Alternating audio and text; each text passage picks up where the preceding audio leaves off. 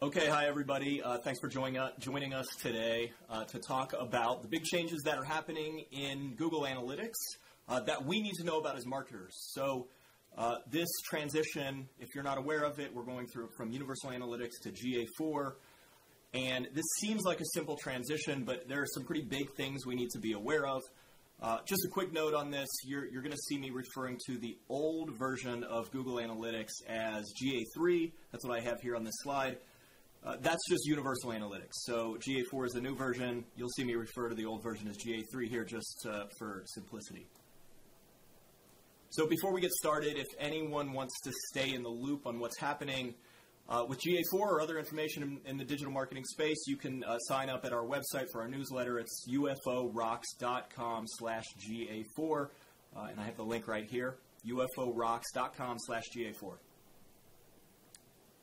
Okay, so today we're going to talk about the transition from GA3 to GA4. First, we're going to talk about what is actually happening with this transition, what's going away, that kind of thing. We're going to talk about improvements in GA4 because there definitely are some. And we're going to talk about some of the challenges in GA4 and some of these really important things you got to be aware of because it is going to be, some data is going to go away. There's just some things you got to be aware of during this transition. So, and then we're also going to talk about what we recommend you do in preparation for this shutdown on GA3. So a little background on who we are. I'm John Crenshaw, and I started UFO about 17 years ago. We're a performance marketing agency. A core part of what we've been doing for these past 17 years is helping clients improve marketing decision-making, reduce costs, and improve overall performance of digital marketing using data. And so analytics is pretty core to what we do every day. Okay, so let's talk about what is actually happening here. So a lot of you probably know this already. Google has a new analytics product called GA4, and that is replacing the current version of Google Analytics. I'm referring to that as GA3, also known as Universal Analytics. This is the version, if you use Google Analytics, this GA3 is the old version that you're familiar with. So there are some improvements, but there are also some pitfalls that we need to watch out for, and we're going to talk about those here. So first, when does this transition officially happen? Well, Google's rolling out GA4 this month. I'm recording this in March of 2023. You may have noticed if you have a GA4 account already, there may have been one created automatically for you. Google's doing that automatically. The old version known as Universal Analytics /GA3, that version is going to stop tracking data on July 1st of 2023, July 1st of this year. That means you'll still be able to access GA3 after that for a short period of time, basically until the end of the year, but it's no longer going to be tracking anything. And so you're going to want to make sure you've officially switched over as an organization to using GA4 before that happens, before July 1st, 2023. Now, that's just when GA3 is going to stop collecting data. Google's also going to shut down GA3 completely and get rid of all that old data. So all that data that's in GA3, all that website tracking data and conversion data that we look at every day, that is going to be gone at the end of 2023. So that's kind of a big deal, and we're going to talk about some recommendations around that in this webinar. So GA4 is going to replace GA3. It's important to understand that GA4 is an entirely new product. It's familiar in some ways. You're going to see the interface looks similar. It's also called Google Analytics. It's run by Google. It's replacing the old version of Analytics. So it's familiar in some ways, but it is actually very, very different. It functions very different on the back end from GA3. So there are some good pieces to that and some bad pieces to that. We're going to talk about both of those. So first on the improvements, what is actually getting better here in GA4? Because it does make a lot of changes and a lot of improvements that are really going to be useful for us as marketers. Okay, so this is just an overview of the next 4 slides. We're going to dive into these 4 key improvements in a little more detail here in just a second. But as just an overview, let's run through what we're about to talk about. So first of all, one big improvement in GA4 is that it's using a user and event-based data model. So the data model on the back end, very different. It functions very different, but it's actually more intuitive with how we think about users accessing our sites. GA4 has simpler event tracking, so it's a little bit easier to set up events. Does require a little bit of planning up front to fully take advantage of that, but there's a lot of flexibility, and the setup is actually a little bit simpler in GA4.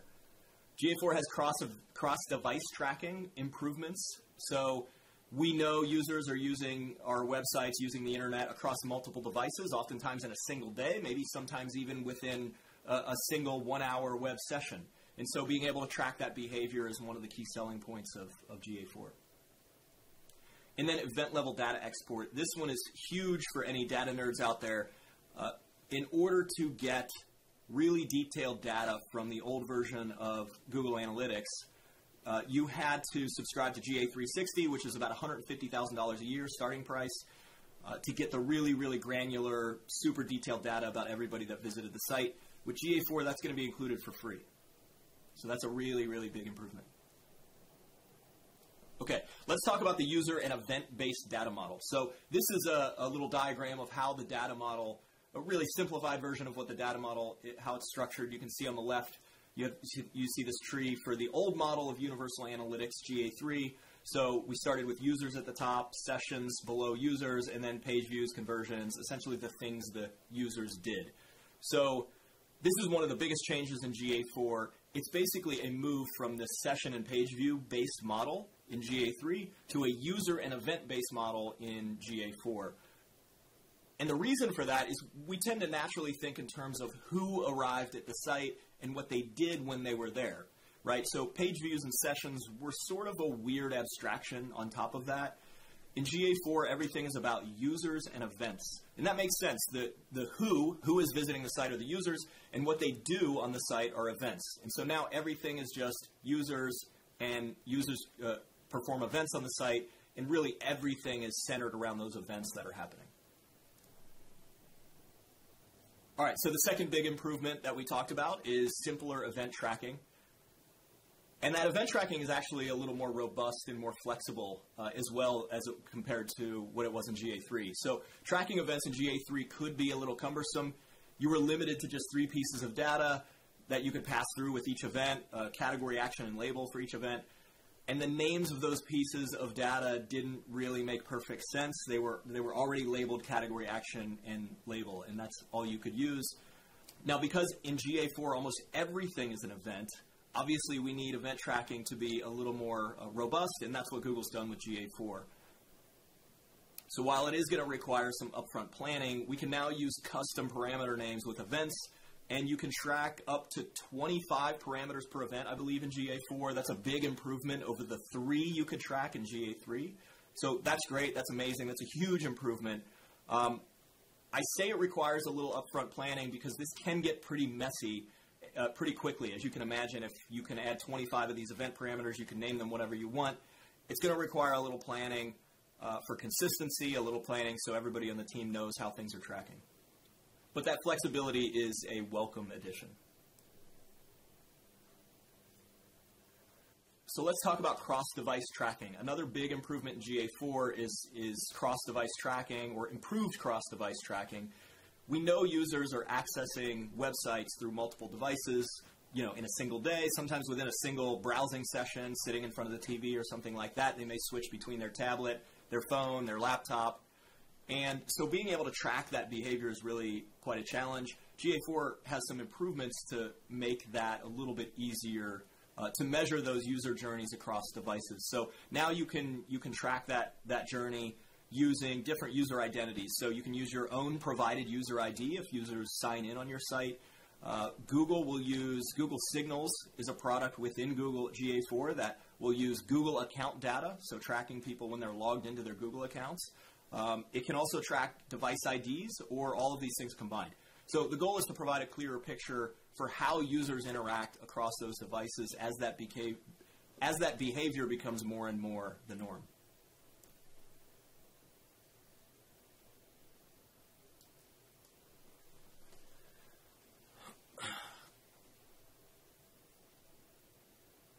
Okay, next up is event-level data export, and this is for any data nerds or anybody who really wanted to be able to see every single thing a user did on your site in the past. This is really great. So if you've ever felt restricted at the questions you could answer in GA3 or how you could combine that data in reports, that's often because of how GA3 only gives you access to a sort of a higher aggregated level of data than what Google actually collects on your users. So the level of data that you're getting in GA3 is really high level.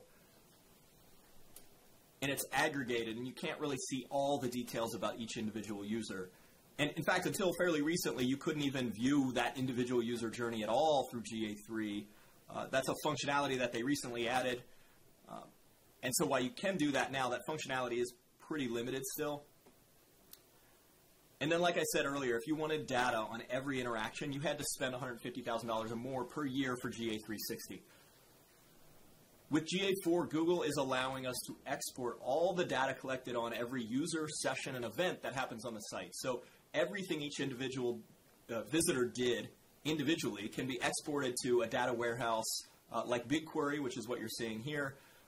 This can allow for far more detailed and flexible data analysis than you could do in GA3, and even compared to what you can do within GA4, because although Google is making this data available through the API, you can't actually access this level of data even within the GA4 interface. You have to get it out of GA and into something like BigQuery to be able to access it and use it. But once you do that, it opens up a whole new world of possibilities with data exploration and really understanding how users are interacting with your site. Okay, so those are some of the high-level improvements in GA4. There's certainly a lot more than that, but we really wanted to focus this around the high-level, really major changes in GA4. So let's talk about the challenges, because there are certainly quite a few of those, and some things that are just really important to be aware of in GA4. There's also a level of uncertainty that we're going to talk about here with what actually is available, because Google's docs are not great on this. You know, some of the things they say in their documentation, either because of bugs or because of improvements that they're rolling out, just don't add up. So the docs are not totally accurate, and it's not totally clear whether that's just because the documentation hasn't been updated in a little bit, or they're rolling out new features, or they're deciding they're going to change what is available and what isn't available. So we found some pretty clear contradictions in the documentation. And because of that, it adds a little bit of uncertainty with what we're actually going to be able to access, because as we're going to talk about here in a minute, GA4 is going to restrict, to an extent, the amount of time we can access certain pieces of data. So let's talk about that. That's one of the things we're going to talk about here in the challenges, among a few others. So like the improvements, this slide is just an overview. We're going to dive into these 4 major points in the following slides. So GA4 has some great new features, but because it's a completely new system with new back-end data model, your old data from GA3 is not going to carry over into GA4. So this is important, and we're going to talk about some implications and recommendations in the following slides. But that's a pretty big deal for a lot of us that really rely on that historic data. So GA4 also has a bit of a learning curve. There's no doubt about that. The initial setup and the learning curve are going to be, it's going to take some time for anyone, particularly if you're familiar with universal analytics. It just functions a little bit differently. Even though it looks the same and sort of looks like it should function the same, there's some really confusing stuff you're going to run into that can make it a little bit of a challenge to learn it. The standard reports are a lot more limited in GA4. Some things that you could really easily do in GA3, you just can't do using the standard reports at all in GA4, which means we're probably going to be using custom reports quite a bit more, and that's what we're finding we're doing for sure. Finally, GA4 has stricter data retention and thresholding rules compared with GA3. So depending on your settings, those rules could be much stricter. In fact, the default settings in GA4 are really strict. It means a lot of data is going to expire after only 2 months. So we're going to recommend you change that, and we'll talk about that here in just a minute. Okay, so number 1 here, this no data carryover when GA3 gets shut down. This could be one of the bigger downsides to GA4 if you care about your historic analytics data. GA4 is a completely new product. And although it looks similar to GA3 and a lot of the language is the same, and it's obviously a Google product, it functions very, very differently on the back end. And partly because of that, Google is not porting over that old data. So that old GA3 data will not be in GA4. You have to look at GA4 as a completely new product starting from scratch. This, however, is a pretty big deal if you care about that historic data. If you do year-over-year comparisons, or you look at year-over-year performance charts, or you want to look at data from 3 or 4 years ago, especially with COVID, that kind of made year-over-year comparisons even a little bit of a challenge. And so if you care about that historic data, or even if you think you might use it at some point in the future, you should really consider backing that data up before Google shuts down GA3 or Universal Analytics. Because once Google shuts that down, if you have not backed up that old data, it is gone forever. We think at the end of 2023 this is going to happen. For sure, that's when it's going to happen. It's possible it could happen a little earlier than that. We're not sure if Google will still allow us to export data after the July 1st, 2023 point when GA3 stops collecting data. But it's either going to be July 1st, 23 or the end of 23 where all that old data in GA3 in the old version is going to be gone forever if you don't back it up. So I'm pointing this out because for us, for our clients, and I imagine anyone who's looking at historic data in any way, really, this is a really, really big deal. It's huge for us. We're constantly comparing year-over-year data. It's one of the key things we look at in the performance of any site, that long-term trend. And that long-term trend is going to be gone once GA3 shuts down if we don't back up that data. And here's an example. I mean, this is the majority of our reporting, in fact, uses charts very similar to these, which shows, in this case, these are month-over-year comparisons showing the most recent month's performance compared to the same month last year. And we need that data over multiple years, especially because, like I said, COVID threw off all the normal trends. And so, even without COVID, we'd be looking at this data over multiple years. But, with COVID, it's even harder to get a trend year over year. Especially if that data set includes that 2020, 2021, 2022. Those were really weird years because of COVID. So if you don't back up that GA3 data, you are starting over with GA4. So GA4, once GA4 starts tracking, you have data from that point on, but all that past data, once GA3 shuts down, is going to be gone. So the good news is that backing up that data is actually relatively straightforward. Google has a product that I mentioned earlier called BigQuery that can house that data. And there's a lot of ways that we can, a lot of methods that are sort of established that we can use to get that data out of Google Analytics and backed up in a system like BigQuery. And then if all you're doing is storing that data as a backup in case you use it in the future, the cost to store it in BigQuery for most organizations is actually going to be completely free or just really, really low cost. Now, for those of you who need to use that data like we do, many reporting tools also integrate with BigQuery directly. So we use Data Studio, now called Looker Studio, quite a lot. We also use Tableau as another tool that integrates, and both of these tools integrate directly with BigQuery. So backing up that data, that GA3 data into BigQuery, we highly recommend that for anyone who cares about that historic data. There is a cost associated with backing up that data. BigQuery charges based on usage. So like I said, if you're only backing up, you'll likely find that usage cost is free. And then the storage is probably free because BigQuery has a pretty large tier. You can store about 10 gigabytes of data, which is a lot for just Google Analytics data. You'd have to have a fairly busy site to break out of that free tier. So the cost to actually transfer is really down to just the actual initial cost, the service cost to get that data transferred over there. Now, if you do have a moderate to high amount of traffic, a lot of events, if you get a lot of traffic, if you get a lot of sales, if you're an e-commerce shop where you're tracking a lot of different events like add to carts and page views and, add to carts and checkouts and all that kind of stuff, you'll probably want to do a cost estimate before you try to back up all that data to BigQuery, and that's something we can help you guys with as well.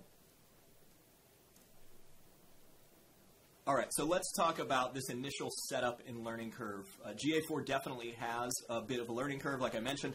Depending on how complex your setup needs to be and what you want to track, you may find that initial setup is actually a lot easier in GA4 than it was in GA3, which is great. That's amazing. We're getting some new functionality and better, more detailed data with GA4. But in order to actually use that increased functionality, sometimes you're probably going to need to go through a little bit of extra setup and planning and And there's going to be a little bit of a learning curve with certain things like you're seeing on the screen here, which I'll talk about in just a moment. The other big thing is that things don't actually function quite the same, and that's not quite obvious when you're just looking at the screen. So some amount of unlearning is going to be required as you make this transition from GA3 to GA4 if you're really familiar with GA3. So in the screenshot shown on this slide, there are actually a couple strange things happening. First, you can only see a little glimpse of that line chart right there, but you actually cannot plot conversion rate over time in a chart like that in the standard reports in in GA4. For us, that's arguably one of the most important metrics. Conversion rate as a percentage is one of the most important metrics we pay attention to. And you actually have to create a custom report to see that plotted in a line chart over time in GA4.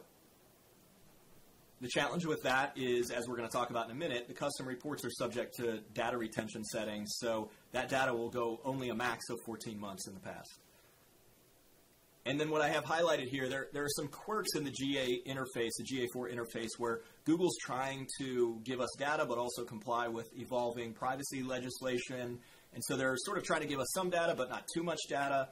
I think they also don't want to store our data for free that much longer, which is understandable. But the highlighted part of this chart on the screen shows that GA4 is applying what's called thresholding to this report, which means Google is not showing us all the data in this chart, this line chart that you see in the background there.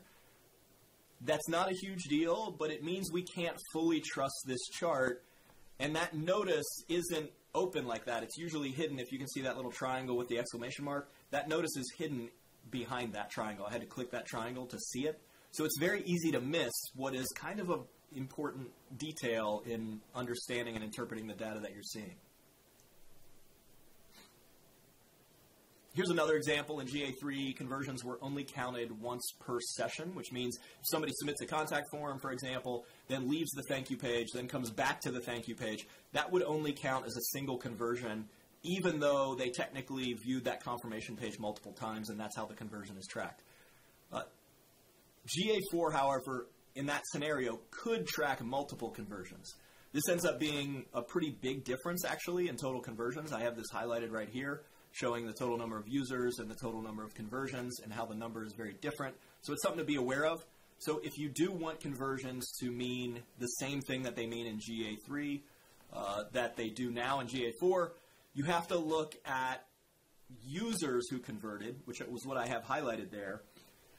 But there's some quirks in that as well, because sometimes you kind of want to know the user. A user could convert, a user could reasonably convert twice, and you'd actually want to track that. So the way this works is a little bit quirky and a little bit different, and it's going to be a little bit confusing. This is just one more example of that. In this example of a GA4 quirk, we're looking at a conversions report in GA4, and I actually had to customize this report just to show the overall conversion rate because it's not there by default. I said you cannot plot conversion rate in a line chart at all without a custom report. In this case, you can modify this standard report to add conversion rate, but as you can see, it's showing 100%, and we know this site doesn't have 100% conversion rate. There's actually a good reason for this case. It's because we're only looking at sessions that converted here on this report. So 100% is actually accurate. Of all the sessions that converted, they had 100% conversion rate. But that's a little confusing. It's a little counterintuitive if you're not familiar with the meaning of all those metrics in a lot of detail. And because of this, GA3, if you try to do this in GA3, it just wouldn't let you. You wouldn't be able to make a chart like this. But in GA4, we can. So the flexibility is cool. I like the added flexibility there. That's nice, but it is going to introduce some challenges in really understanding what you're looking at. Okay, so the standard reports are also more limited. So I mentioned that earlier. While the custom reporting section has improved, many of you are going to find things that you could easily get in your standard GA3 reports are actually tough or maybe even impossible to get in the standard GA4 reports without creating a custom report, which, as we talked about, are subject to data retention settings. So I just talked about GA4 not showing that very important metric conversion rate on the conversions report. On this slide, we see another example. This is a screenshot from GA3. We can change the frequency here. So these charts both show the same data, but one could be showing data plotted daily, and then you could actually change that frequency so it's plotted weekly or monthly. We use this feature all the time. It can really help with seeing trends in noisy data. This data, in this case, is not all that noisy, but if you had really noisy data, changing that frequency to week or month can really help get a better picture of where the actual trend is.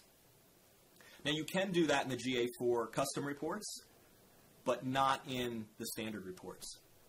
So we think this functionality is just so useful. We really, really hope GA4, really hope Google's going to add this back into GA4, which leads to our next challenge. Stricter data retention options in GA4. So in GA4, Google's made some changes to how much data they're going to store and for how long they're going to store it. So in order to comply with a more privacy-forward world and the related legislation in different countries and different states, and probably also a little bit so they don't have to keep storing all of our data for free, because think about all the people who use Google Analytics GA3 for free. That's a lot of data Google has to store, and they've been doing it for free. So Google says this about data retention. Retention of user-level data, including conversions, can be set to a maximum of 14 months. For all other event data, you can choose a length of retention between 2 and 14 months. And that 2-month retention period is always applied to age, gender, and interest data regardless of your setting. So the translation of that is Google stored all of our data for free for a long time, and they're not going to do that anymore. They also need to sort of CYA and play things extra safe for a lot of the privacy legislation that's coming down the pipe. So what that means for us is a lot of data is going to expire between 2 and 14 months. There's some other restrictions, like a 93-day look-back period for any chart. Even in the standard reports section, if you add a user-level segment to that chart, that's a little bit confusing, and that detail is kind of hidden in the Google Docs somewhere. We stumbled across it by accident. But if you want to retain all of your data moving forward, really you're just going to have to export it to BigQuery or to another system because a lot of it is going to expire. So let's talk about what specifically is going away. To be totally upfront, that's still a little bit unclear because, like I said, the docs are a little confusing. So in this quote, Google says user-level data, including conversions, is going away. But that kind of sounds like everything because we're tracking users and events that users complete. So it's not totally clear from that what exactly is going away. It sounds like everything, but in our testing, it's clear not everything is going to expire. In fact, everything in the standard reports almost appears that it's going to be there forever. And then Google also appears to be rolling out changes. So there's some metrics that were not available 6 months ago in GA4 that are now available today. So it's possible maybe in the future that something you can't do today could be done tomorrow, next month, next year as Google rolls out features. But we're not sure. There's a lot of uncertainty around that. What is clear is that anything you can't do, you cannot do in the standard report screen will expire after 2 to 14 months. So this is, if you're in the GA4 interface, this one on the left here is reports is your standard reports, Explore are your custom reports. And so everything in the standard reports, well, not everything, but most things in the standard reports should stick around indefinitely. Anything you have to go to custom reports for is subject to your data retention setting, which by default is 2 months, but at most is 14 months. And this is a big downside because we have to use custom reports a lot more in GA4 because the standard reports are a lot more limited. So we're using those a lot more than we did in GA3, and so that's a little bit concerning that that data is going to be gone. And I keep going back to this conversion rate example. Here's a chart of conversion rate from GA3, the old version. And I'm hoping Google's going to add this functionality at some point, but if you want to view a simple line chart of your site's conversion rate over time like this, you can really only do that in a custom report, and that data expires after 2 to 14 months max, which means this chart would get cut off 14 months ago, and I couldn't see anything past that. And as you can see with this trend, that would make it really hard to spot a trend here because there really hasn't been a huge trend in the last 14 months. All the trend was before that. So because there are quirks like this and there's some uncertainty about whether Google will add functionality to solve some of these challenges, and exactly what we'll be able to do a year from now, we think it's probably a good idea to also back up your GA4 data on an ongoing basis. So we recommended backing up GA3 data so it's not gone permanently once Google shuts that down. We recommend also backing up your GA4 data on an ongoing basis, just in case you decide later that you need that data that was gone, or some really important thing that you really need in your organization is expired in GA4. And so backing up that GA4 data to BigQuery or another data warehouse also would help solve that problem. Thankfully, it's actually much easier to back up GA4 data than it is to back up GA3 data. GA3 data is not super complex, but it's definitely more complex than GA4. Google actually has a native connector from GA4 to BigQuery built right into GA4 in the admin in the settings. So you can set up that connection, set up BigQuery, and get that data flowing over to BigQuery as a backup much simpler. It's fairly easy. And like I said earlier, for most organizations, those data storage costs should be very, very low, possibly free, depending on the size of your organization, how much traffic you get, how many events happen on the site. And then once you get that data to BigQuery, that would also allow you to do more detailed data analysis if you actually wanted to take advantage of that functionality in BigQuery. So if you guys need estimates on what that would cost and whether there's a cost on BigQuery, what that would cost to actually get that set up, you can reach out to us and we can help with that. Okay, so we threw a lot at you, but I think we can summarize a lot of this into some pretty straightforward recommended next steps. The first step is just getting your GA4 account set up and configured. Google may have already created a GA4 account for you automatically. They're kind of doing that automatically as of March 2023. If you haven't done it already yourself. So installing or updating that GA4 base tag on your website, it's a pretty straightforward process.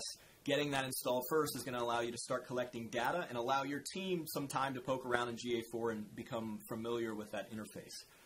And while you're setting that up, you'll want to check your data retention setting. It's only 2 months by default, which is probably not what most of you want. That's really, really restrictive. So if it makes sense for your organization, consider increasing that to the maximum of 14 months that Google allows. Number 2 here, we have your tracking plan. So some of you may be okay with the default settings, and that's great. Others may just want to duplicate what you're tracking in GA3 and sort of replicate that in GA4. Others may want to expand on what you're doing in GA3, what you're already tracking, to really take advantage of all those extra features in GA4. Number 3 here, you'll want to plan an official switchover date as an organization. This way, everyone on your team knows when they should start using GA4 as the source of truth, when to use GA4 for reports and all that kind of thing, and when that officially is actually going to happen, when everything, you're looking at GA4 from this point moving forward. Decide on a date and communicate that to your team. And finally, testing and QA. We never want to forget that step. Make sure everything's working as you intended. Check the reports, compare it to GA3 or Universal Analytics, and just make sure you understand some of the differences. If you see data that looks very, very different, but you think should be the same, try to dig into that and figure out why that might be. All right, so the next recommendation is to back up that GA3 data. Back up your old data, because July 2023 is the likely cutoff for backing up that data. Like I said, it may go till the end of 23, but for sure at the end of 23, if not July 23, may be the cutoff for access to the API, which would allow you to back up all that data. And then at the end of 23, Google says GA3 data is going to be gone forever. All that historic data is going to be gone and not accessible in any way. So you won't even be able to access your GA3 account. It's going to be shut down completely at the end of 23. It is unclear, like I said, it's unclear whether the API is going to be shut down after July 1 or if that'll happen at the end of 23. We need that API access to pull that data back up. So I would plan on getting that data backed up, if you're going to do it, by July 1st of 2023.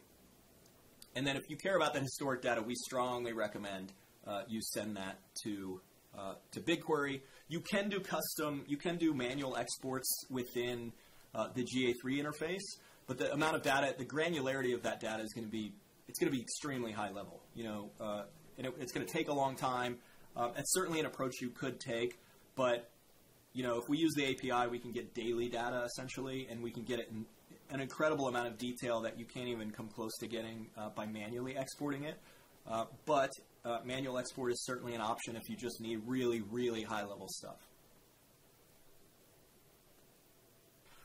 And then depending on your needs, you may need to modify any existing reports to pull data from both that historic GA3 backup, if you do that, that you send over to BigQuery, if you end up using BigQuery for that, and the new GA4 interface, or if you end up sending GA4 data to BigQuery as well, then that as well. So we use Google Data Studio and often for dashboarding and reporting.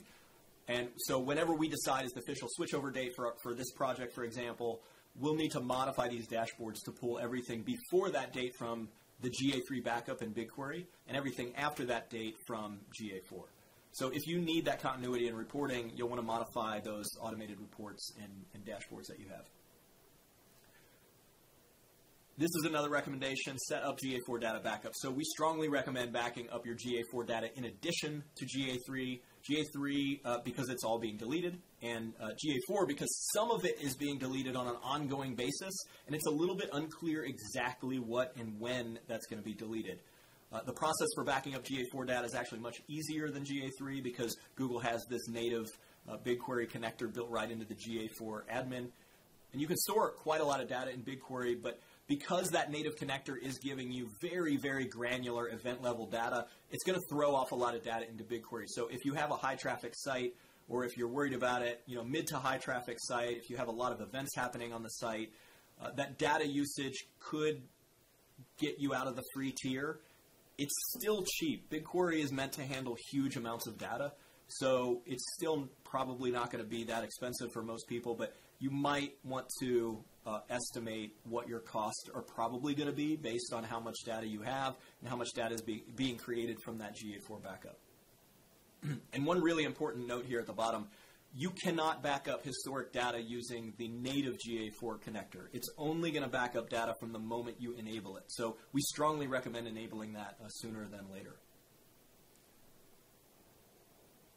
And then finally, consider whether you want to use BigQuery as your actual data warehouse for all of your data and your source of truth rather than GA4 moving forward. So not only will this get around Google's data retention limits, but once you get that data out, you can then marry it with your other business data. You can do much deeper analysis than you could in GA4, and it's also a way to really own your data because as we're seeing now with GA3, you don't really own your analytics data unless you pull it out of Google entirely, because Google at some point can shut it down.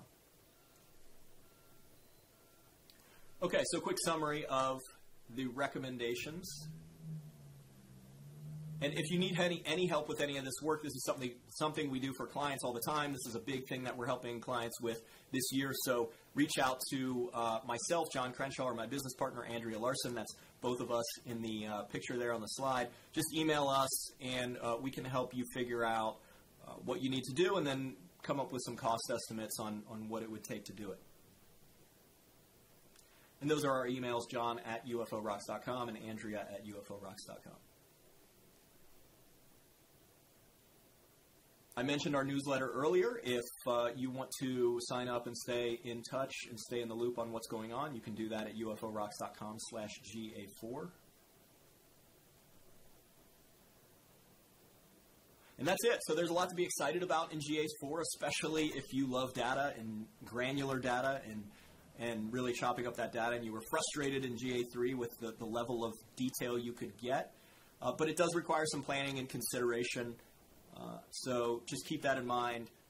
Follow these recommendations. If you need any help, reach out to myself or my business partner, Andrea. And that's it for today, everyone. I appreciate everyone joining us on the call. Please don't hesitate to reach out and ask any questions. And, let us know how we can help.